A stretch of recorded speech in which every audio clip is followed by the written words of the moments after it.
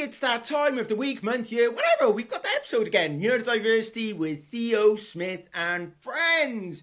And hopefully you listened to a few of the episodes over the last 6 years. I carry on because I love to talk to incredible people about their human experiences around neurodiversity and neuroinclusion. You know, the stuff that really matters. The normal people, typical people, or maybe not so typical people. Come and join me and spend some time having a bit of fun, going off on a million different tangents. Today, David, Richmond, and I are going to go off on a couple of tangents, and you can join us. We'll have a lot of fun. We'll talk about some personal stuff and some broader kind of neuro-inclusive ideas that maybe you can take away as hints, tips, ideas for yourself, or maybe the places that you work. So without further ado, I'm going to introduce you to today's guest, David Richmond. Say hello, David. Hello, what an introduction, eh? What an introduction. Hi all. Yeah, so for me, I'm David Richmond. I run a Instagram page called Neurodad's Diaries, and that's just off the back of my own kind of problems and my own kind of things that I witness with my own kids, and how I'm dealing with my own neurodiversity. Recently diagnosed, so I've only been diagnosed since the 15th of March, so I'm still new to how this feels and how it, and unmasking, and so it's all a fresh start for me, really. So yeah, my background originally was in retail, and I moved through employment into employability. So yeah, came through into employability services to getting those people back into work who need support with disabilities and mental health. It was my focus, and then now I'm more back of house. So I do all the support function elements as commissioners, documentation, kind of guidance documents. So that's my current focus. But I am also on a disability working group within the organisation, and I've supported to change our wellbeing strategies in terms of we have a health and support plan, but we're looking at change that to called a wellness passport, and we also have a neurodiversity policy, which I wrote the neurodiversity policy. So yeah, brilliant, quite a lot I've done in the last real pleasure to have you on. Thank you. Yeah. And, you know, let's get to some of the interesting things around that background experience then. I'm fascinated around always the transition as somebody who's kind of from careers, recruitment, HR, myself. You know, that bit always fascinates me. Tell us the journey then from kind of the where you transitioned from retail into the current work that you've done now for a considerable amount of time. What were the reasons? What happened to you at that moment? Share us some of that story, the narrative of where you got into that better space and place where you were able to utilize some of those incredible skills that you have. Yeah, this is a really interesting story for me. So I was in retail, and the organisation I'd been with for 4 years was going into liquidation. It had been shut down. So that for me, that was my structure. My organ had gone, and I was a bit like, oh, right, I need to find another role, another job. So I went into sunglasses, selling sunglasses, and that was unfortunately in December. So didn't really feel that I was doing much in December with sunglasses, and I didn't just feel where I was at the time. So I looked for an alternative job and went on to another, and I career hopped for a while within retail. And then I just kind of thought, I think I've burnt it out. I think I'm fed up. I think I really want a change. My now wife at the time, girlfriend, was looking at moving up to Yorkshire where I am.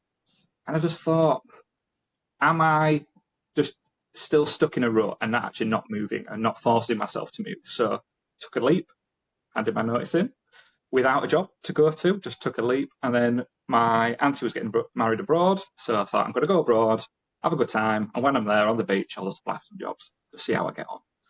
Came back and I got an interview within recruitment. So I say in the space that you're familiar with. So I was there as volume recruitment, and straight away within a couple of months said, we've really noticed that you anchor on to some of the certain applicants that come through, and you try and support them as much as possible, when actually it's a volume. We're trying to get as many through as possible through the screening. Actually, I think you're better aimed at another part of the business, and It's actually across the road. They've got interviews coming up. We've asked about it for you. Would you like to apply? I thought, either I'm doing terrible here and they want rid of me, or they've seen something else potential-wise and think, actually, I'm a better place elsewhere. And I'm hoping I still go to that point that I think that it was the latter. Got an interview, applied, got the job, moved over, and I've been there ever since. So I started as employment advisors, so supporting people into work, talking about their journey, talking about their experiences and what were their barriers into employment. Then I worked sustaining them in employment, so how to get them to sustain that job for a longer period and keep the role, working alongside their barriers and any kind of referrals or any kind of provisions they needed to keep going with that support. And then I came back of house. I call it back of house support function, when our daughter was born. So literally the week our daughter was born, I moved roles, and then I had to say, I'm really sorry, I'm going on maternity, paternity, partner leave we call it now. I took a leap there and just took that time off. And when I came back, I realised there was obviously a lot more going on. I was really struggling with routines and structure, and everything had just gone. And I thought, right, actually, there's a lot more in my head. And I say reflective, going back and looking at things. There was a lot more going on probably in the past. Interestingly, so what I like about that actually is the organisation actually doing something really proactive there, and I don't think this happens enough. I think sometimes it's around the scale of the organisation that it's big enough to be able to do it, but to recognise that you've got a skill and that actually that skill is problematic in the current role and not helpful by nature of what they need to achieve. The main objective is to get these people through, and then they'll be assessed afterwards. So you're not having to handhold them necessarily. There's other things in terms of technology and onboarding platforms and everything else they can do to make sure that person has what they need. Today, maybe AI or whatever it is. So you're got this great skill that is you're trying to utilize, but it potentially could derail you or the work that needs to be done. And then going, actually, that skill would be really valued over here.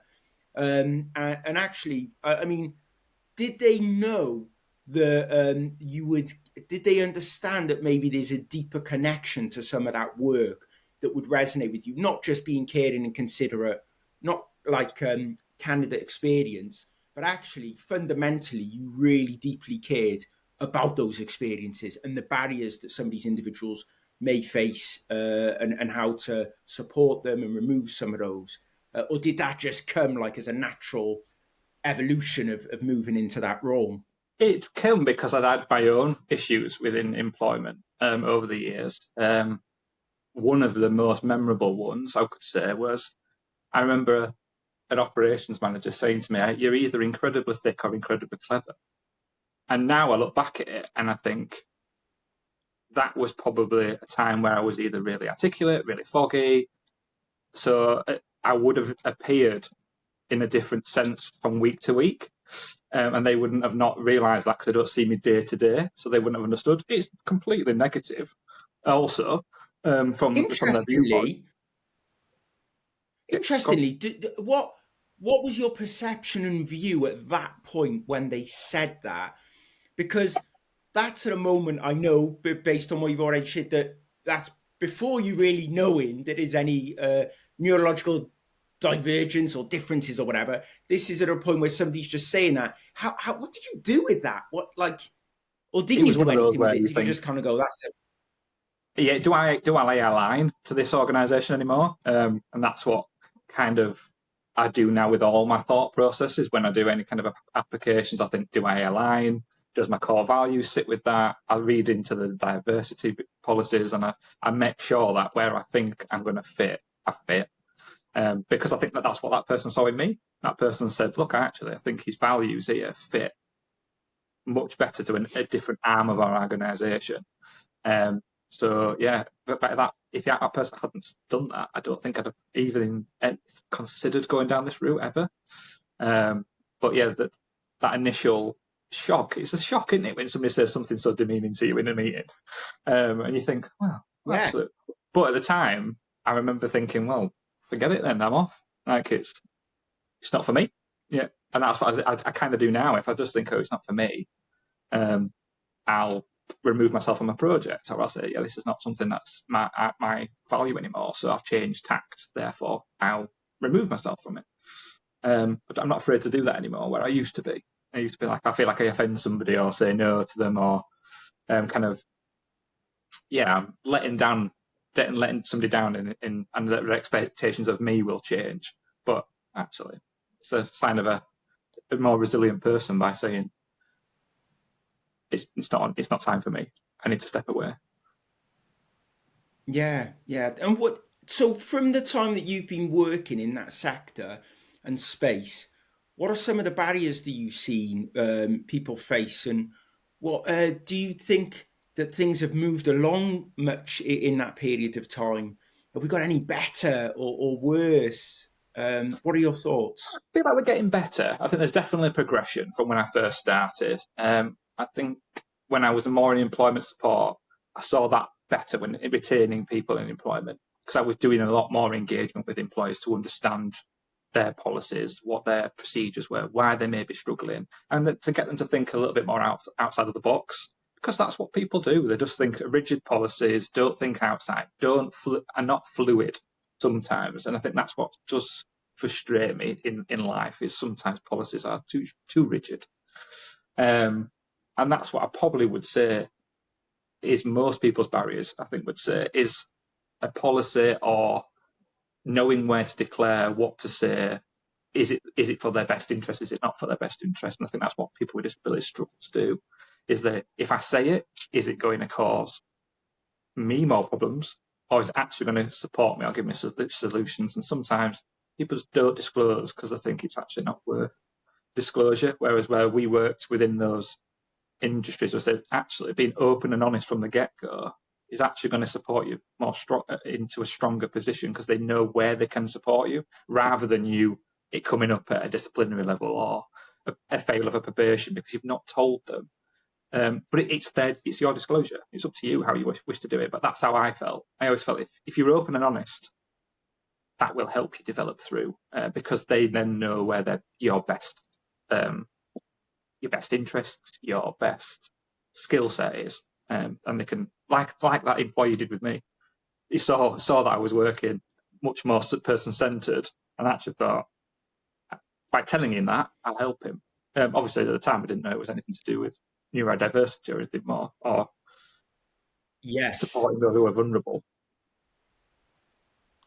Do you think then, on that basis, hearing some of these experiences, actually, one of the biggest barriers and challenges that we have is a lot of recruitment is volume based, especially in early careers. And you've hit the nail on the head there, I guess, in terms of you wanted to help people, right? But the reality is the volumes are too big. Therefore, it's hard to give that intervention of help and support unless somebody puts their hand up out of that volume and says, I need help. And that there is then somebody in place to help them.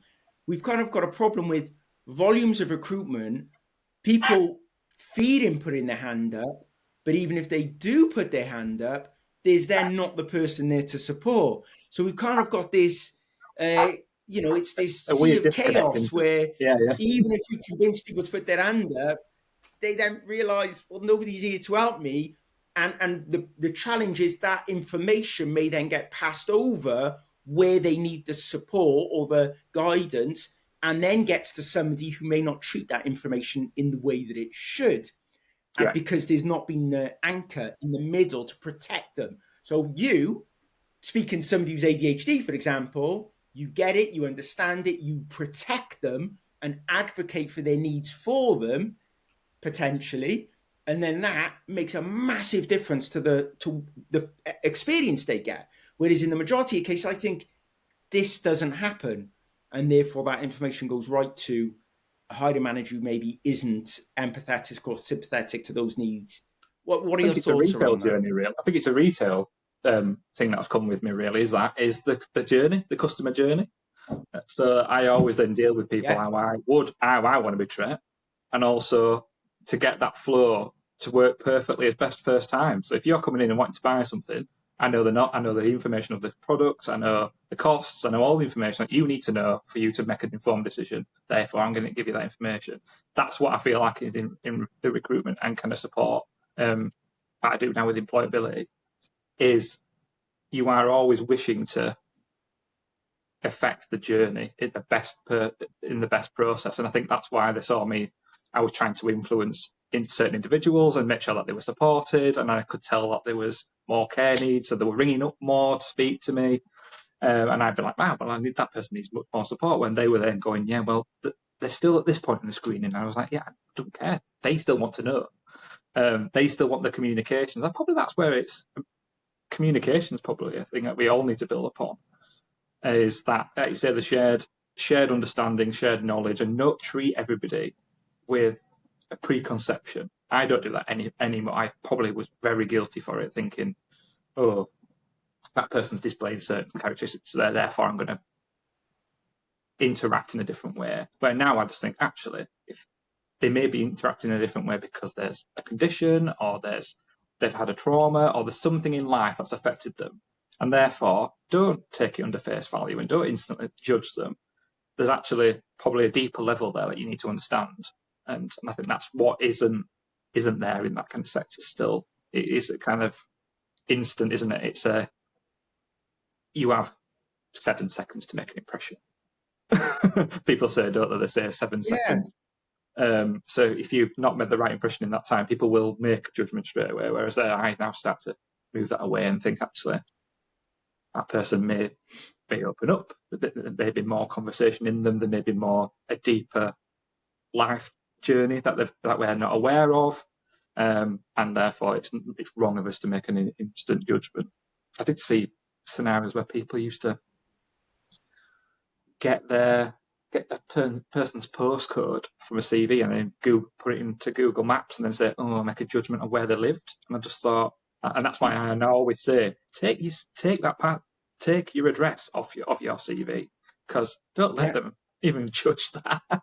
But yeah, so certain practices you witness over the years, and you just think, God, like, why were we even doing? Why were people even encouraged to do that? But yeah, these barriers are sometimes a lot deeper than people are aware of, and it's not just a face value. You need to really consider the individual, and spend time. Competency-based questions do help you get a score, but don't always get you a feel of the person. And that's my interviews questions were always like, tell me about yourself, and then go into the company. If you know much more about the company, I know you've researched the values, I know you understand, and I know you want to connect to it. 70% of a job is having the willingness to do it. 30% of it for me is always then being, I can teach you that. But if you've got the skill set to do it and you want to do it, come on board. If you don't know much about us and you're not wanting to do it, then we'll stop it. It's funny because I've recently been doing a lot with AI, and what it reminds me of is that I've always been terrible in organizations with systems, with processes, documenting stuff.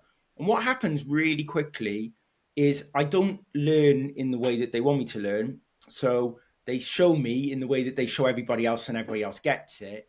I don't get it. I may ask a couple more times, and then it gets embarrassing because I know I'm asking like step one, and I can see people like, what it's asking step one again.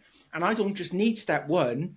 I need to ask step one and then ask step 2, 3, 4, 5, because I can't.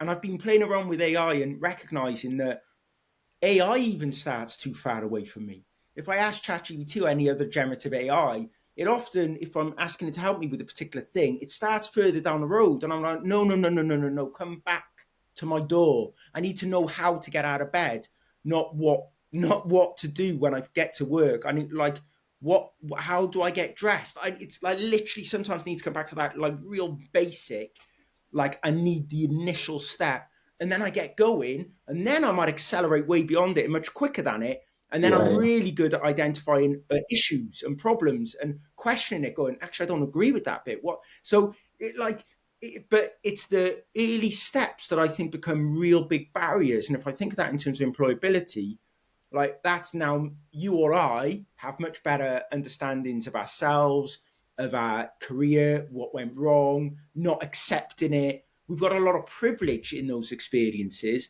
How many of those people today, if we think about that employability piece, like they're not able to self-advocate, and they've never been taught it, they don't understand it, they feed it, they're scared of the stigma, the bias, but also even if they get to the point of being asked if they can be supported, they're embarrassed to say, I literally need help because I can't write the sentence I'm supposed to, or I can't spell, or I can't, it's all of these things. I'm just at that basic level that I know if I tell you that, you're going to think, how can I give you this job if you can't?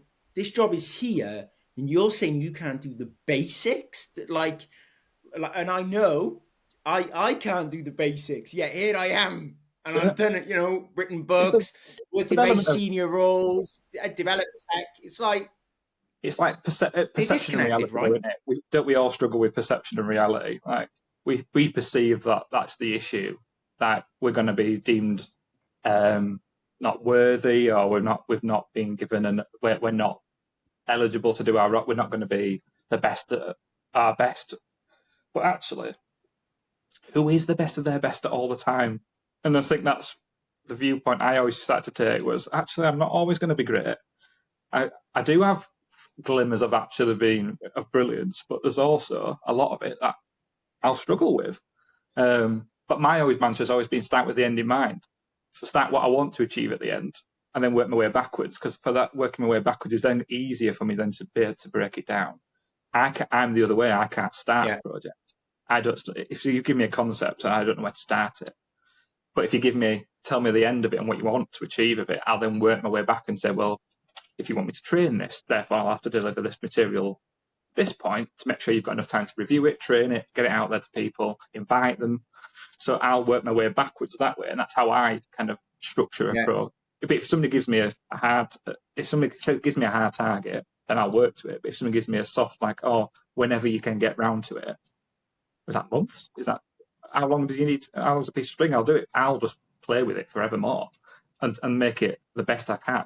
But then actually they'll come back to me and say, well, it's been about 2 months now and you still not produced this material. I'll be like, you didn't give me a time frame. You didn't give me an end time. So I've just had it as something I can do in my free time. But you actually wanted it. So you need to ask the deadline, the expectations, for me, definitely in that space anyway. So on that point, you inputted or created the neurodiversity policy, right, in your current organisation. And how? So I surveyed 100 recruitment leaders about do they even have a policy around inclusive interviews, right? Accessibility in interviews, and like 50% of them had nothing in place, right? Not even no policy or no idea of structure. So like, how can if you're not like got something written down, kind of how can you guarantee you've got anything that's going to work? And they didn't. That's the reality. They didn't. And so if we think about that in interviews that are very specific and structured, and these are some of the leaders in recruitment of really interesting organizations. If that's not the case, then a policy in neurodiversity or neurodiversity is like even further away. So tell us a little bit about the policy. You don't have to give us all the detail, but a little bit around why you felt it was important, what it was like to get involved in it, just some of the narrative around it. Because I think people would be really interested in that. Yeah. So for me, because I do a lot in the organisation with a disability working group, I felt like it was me being able to learn more about myself as well as writing it. So where is the interest? Where is the appetite to do more in the space.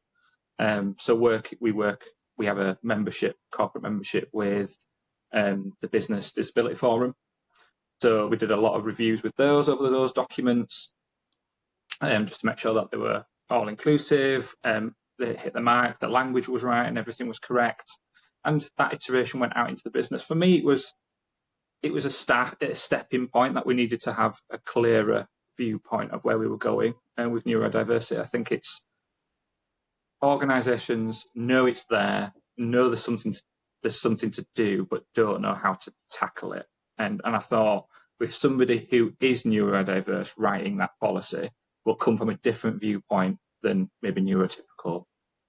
So that difference will come across in a better highlight. Because I think that's what sometimes I feel, and possibly is difficult to articulate, is that the world is neurotypical led, structured neurotypically, hard then for us to understand, hard for us to kind of navigate. And sometimes a consultation with somebody who's neurodiverse on a policy would actually help you a lot more to make sure that then we've understood it. Or you've understood our viewpoint more likely, because that's what I always find difficult. People just don't understand why it's complicated. They'll just think, yeah, but you just struggle to be on time a little bit, don't you? I'm like, no, it's not just a little bit on time. It's my every single day time management, delivery of what you expect. I will overthink everything. I'm a really bad one for rejection sensitivity dysphoria. Awful for that. I will always read into what you say, regardless of if it's right or wrong. I will always read into that. So then, for me, the policy, I wrote it in conjunction with others to start to change the culture and start to change the thoughts on how neurodiversity is looked at. And I think neurodivergence is what, and I know you prefer neurodifferent. From when I first. Well, neurodiverse is. To be honest, I interchange between them all because we don't have. I only posted that we don't have a single definition of what neurodiversity is anyway, right? And neurodiversity movement is all over the place. So I think with evolving topics like this, I like to just evolve around it, and I don't like to be too stagnant. English language isn't stagnant. The reality, it's complex because it's made up of so many different fragments of so many different languages over such a long period of time. So I think to try and then get an exact definition of something that exists forever is impossible. So I try to be fluid from that perspective in terms of my perception and view of the language. Yeah. Well, that's why I was wanting to learn more about myself through the journey. I think is the main thing through that, and I really link now to, like I said before, to core values and to how you interact with those and how you live and breathe them. And I don't mind being open and honest about it. So I've had through recent counselling, I had some feedback, and if you don't mind me sharing it, but that feedback was about my core values that make me passionate about doing the right care and delivery of that care.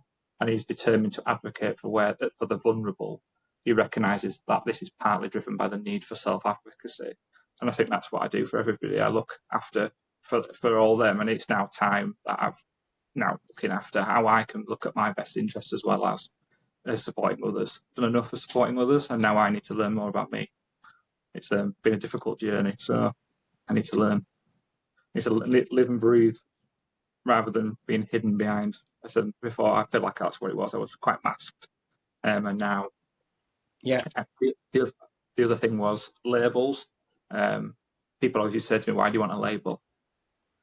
And I'd always be like, well, why wouldn't I want to understand me? It's not a label. Well, it's not something I want to have an endless list of things that are wrong. And it's not even being wrong. That's what people perceive it as being wrong. But in reality, I actually needed to know more about me. My childhood was patchy. I don't really remember much of it. So for me, it was getting a diagnosis was actually helpful to be able to patch a lot of the disconnect from my childhood to adulthood, and now completely understand where I'm at, why these things were said to me in the past, why I might have come across incredibly thick or incredibly clever, why people might have thought that I was really academic, but my creativity was I was focused more on that. I did a lot of photography when I was younger, and that's my degree. So it's the creativity of me. I don't think very rigid. So although I work within policies and procedures, I still think of, actually, this is too rigid, or how can we flex with this, or do we need another policy to amend this, or do we need to amend? So I'm always speaking to everybody across the organisation, like, can we adapt this? Can we change this? And I was like, yes, let's sit down, let's create a project. And I did win Collaboration of the Year a couple of years back, but that's what my mind is always thinking, that is collaboration. I don't just stop, because I think that's how we all learn. Like, community is the main thing for me, and I think the neurodiverse community is the best community to learn from each other. Like, the amount of open and honesty from people is unbelievable. I've had many chats on through Neurodod's diaries that have been enlightening, and also for them enlightening, but for me really rewarding to say that somebody doesn't know who I am, has no idea of my background, but is willing to share that with me. It's humbling that somebody's happy to do that. And that was the whole point of me doing it. Was I was sat with our second child about on the way. I'm saying my wife was going through labour, and I was sat there thinking, this hospital's not very neurodiverse friendly. They don't really understand why I'm being really odd, or why I'm sat there with a lanyard, with a sunflower lanyard on, and why I've got my loops in, why I've got these earplugs stopping. I think and they thought, they were looking at me really, and then actually I started to think, do people just generally think that about parenthood in general, or is it something that I need to learn more about parenthood? That's when I started researching it. I thought, actually, there's a huge gap there where dads are not really represented, or feel that they can voice themselves. So that's what I wanted to do, was create an avenue for people to talk about inclusion, talk about spaces they interact with. A recent project I'm going to be working on is, probably I'm going off on a tangent now, definite tangent. But a project I'm going to be working on is about neurodiverse spaces, and in the spaces that I interact with, asking them a question, sending them an email and saying, what do you do in terms of neurodiversity? What do you do in terms of that space being inclusive for all? And that's opened up so many conversations where they said, come down for a cup of tea with us and let's have a chat about it, or let's see what can we put an event on that particular event? Do we need to join any kind of schemes? And I'm like, well, what about if you join the sunflower scheme? Or so it's opened up the avenues, and then I'm thinking, well, am I actually got any qualifications or any kind of right to talk about it in this space? And I thought, well, somebody must think I've got some nouns. So you just go with the flow of it, I think, don't you? But in neurodiversity, you feel, absolutely. But the community is that it's always what's connected me to it, and always wanted me to then follow, pursue, and think, actually, I connect to participants on the programme who are neurodiverse. Actually, friends who are neurodiverse, I have a lot more time for and understand and trying to integrate into our social circles, or and that's what I'm doing in every aspect of my life. I'm trying to advocate for people who don't wish to or don't know how to interact with the wider world. Brilliant. The dads thing I think is interesting, because I think you're right. If I think around, disproportionately women take the caring responsibilities of kids, and there's a number of reasons why that happens, right? But I think dads have a core key role to play, specifically within the neurodiversity space. The reason I feel that they do is because too easily they can be dismissed or disconnected from the conversation, or from their parental role in that relationship. And if you become disconnected from it, if you're told this conversation's not for you, or you don't take the majority of the parental responsibility for childcare, especially with an autistic neurodivergent child, for example, that may be off school, refused to go to school, or loads of it, it's complex, right? Yeah, But yeah. the dads can easily become disconnected from that conversation, and that's not good, right? We need dads to be involved. We need to support dads to be able to know their space and place within this conversation, to enable them to be advocates, to enable them to have the conversations where they feel comfortable and able, and to ensure that they can step in and take some of the responsibilities that if they only focus or fall on one parent, that has a detrimental, negative long-term impact on relationships, on the future of work, because we need women to be enabled to continue careers. If we want women leaders, like there's too many areas where this falls down, and actually it's easy to think that dads isn't a part of that, and I actually think dads are a fundamental part of that. And if we don't think about it, the excuse is, well, they're not as important in that conversation. Same argument I feel for a parent with an autistic child, as an example, may not be autistic themselves. You can't exclude them from that conversation.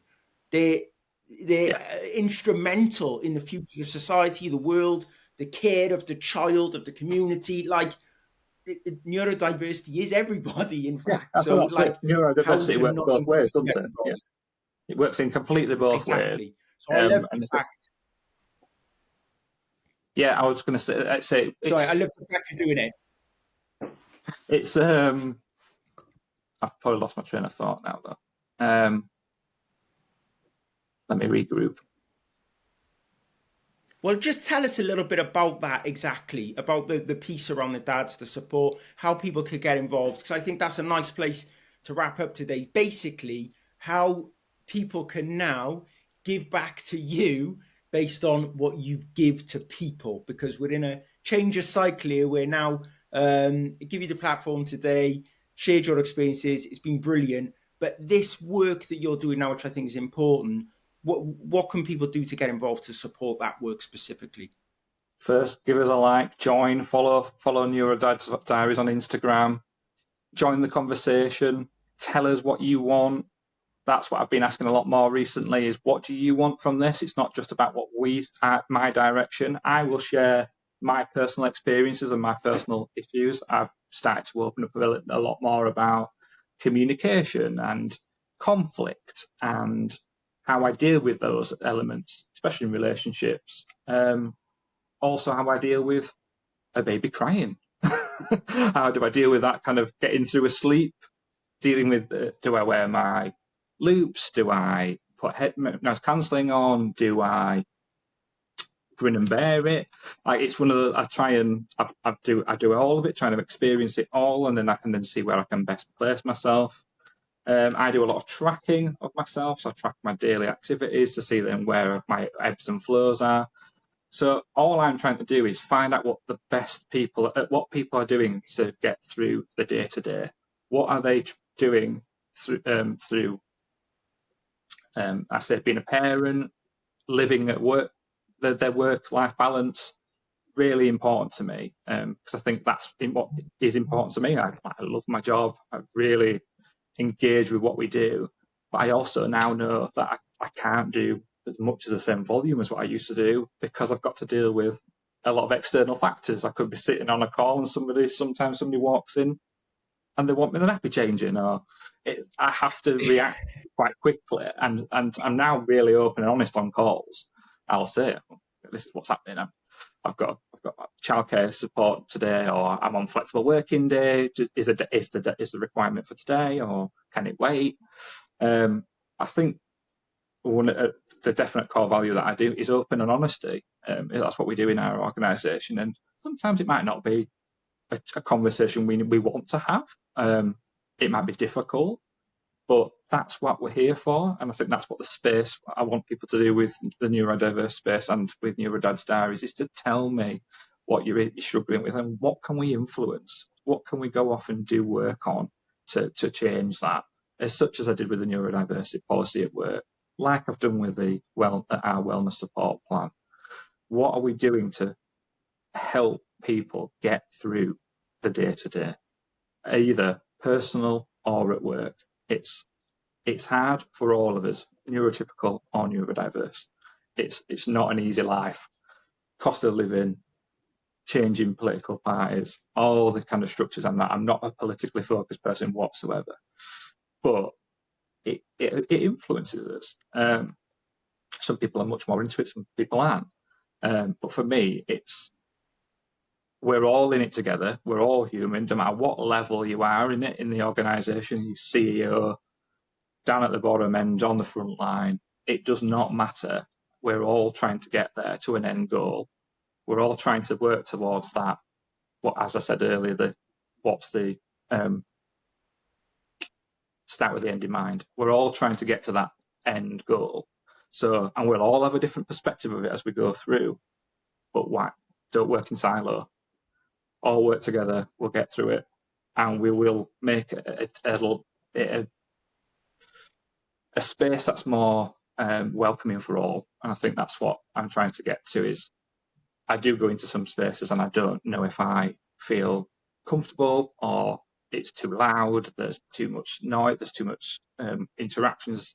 The kids are all over the place, and I need some kind of structure. So speaking that, do you have a quiet room? Do you have somewhere where I can go to? Do you have noise cancelling headphones that you give out to people who would come into this space? All those kind of areas is what I want to explore, and I don't want anyone to be excluded. And I think I feel now I've got a diagnosis, I've been able to lift a lot of that. I probably have felt excluded. I have probably let things go over time and not understood it. Now I feel like I need to advocate for myself and advocate for others to know how to change culture, perceptions, and reality. That's brilliant. And I think that the reality is we need people across all spaces and places to be able to do this as well, because it's those individual experiences, whether it's within an organization, whether it's within an industry sector, or from a parental dad's experience as an example. I think the more stories that are shared, the more people who can share it, who are in a place where they can, so that others can see it and feel like they're heard, even if it's vicariously via another, I think is really powerful. And so, that was the main reason for starting this podcast as well, was to hear those stories and share them with others. When I started this 6 years ago, they just weren't there. They weren't there at all. I couldn't hear them. Could hear plenty of professional dialogue, but no human dialogue around those experiences. And it's great to see the changes that have happened to be able to enable that. So listen, Dave, yeah? I was just probably in addition to that is, I think HR, I think that kind of HR, people, teams, those interactions of how people support people. I've had some really awful experiences, but I've also had some excellent kind of interventions that have really changed my perspective on it. And I think a lot of people judge HR and that kind of avenue as being the worst people to support, when actually they're equally probably understanding or have a neurodiverse individual that they support at home or they've met with others. It's just when you mentioned that that about people, I think that's probably another barrier that people struggle with. But a definite tangent and something that definitely came out of my head randomly, but it was one of those that I just thought it was really pertinent to say that don't disrespect the structure of your organisation in terms of that, because there is good and bad, but when you find it and they're there for you, God, that is a huge help and a huge change. And assistive technologies, a lot of things are going to come our way over the next coming years, I imagine. I'm only just starting to tap into AI use with my own kind of workflow and how it can best suit me. Sometimes I do get messages back and it'll say, "Do you use AI for this?" And I'll be like, "Yes, I've used it because I actually couldn't contemplate the original thought process. I've had to try and strip it back and understand it and layer it and build upon it." AI is there as a tool, not to stop using your own brain and focus, but to help you, aid you to get more out of yourself and to release more potential that you can do. Well, like I said before, if I'd much rather ask a piece of technology like AI, how am I best gonna get dressed today or whatever it is, than asking another human being and embarrass myself, or I can't spell this or whatever it may be. I'd much rather ask a piece of technology that's not going to judge me, because it doesn't care. It's not there to judge. It's just there to answer the question I'm asking it. And it's not going to get frustrated with me if I ask it the same question 10 times, slightly nuanced, because I'm really not quite getting its answer. So I just keep asking it until I go, got it. Now, humans really don't like that, right? Humans do not like being asked the same things 10 times. So I think from that perspective, it is transformational, and especially across some of those candidate journeys or customer journeys or whatever they may be. So I'm excited, but there's always risk with these things, right? So listen, if people want to reach out to you, what's the best way for them to connect? They're going to find it on Instagram, connection on LinkedIn. Where's your preference for people to reach out? Preference for me is always, you can get through Instagram on Neurodad's Diary, and we also have an email address. So we have neurodadsdiaries@outlook.com. So feel free just to send us that through, and we'll have a look at any emails, any queries, and we'll reach out. It's collaboration. That's what I'm up for. I'm up for finding out, connecting to more people and learning from each other. That's lovely. David, real pleasure to have you on today. Thanks so much for joining us. And yeah, please do reach out to David or myself if you have any questions. See you later. Thanks. Bye.